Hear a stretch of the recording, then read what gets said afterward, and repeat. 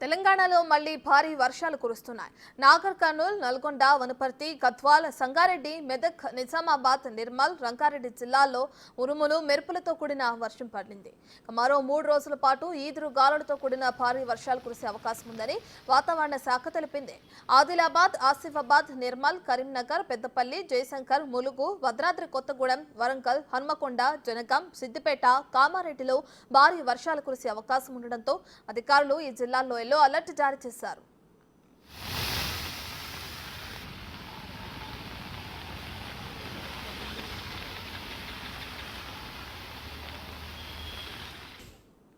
హైదరాబాద్ లో నిన్న రాత్రి ఈదురు గాలులతో కూడిన వర్షం కురిసింది. మియాపూర్, లింగంపల్లి, షేక్పేట, మెహదీపట్నం, కూకట్పల్లి, కొండాపూర్, మాదాపూర్, రాజేంద్రనగర్, టోలీచౌకి, నిజాంపేట్ ఏరియాల్లో వర్షం కురిసింది.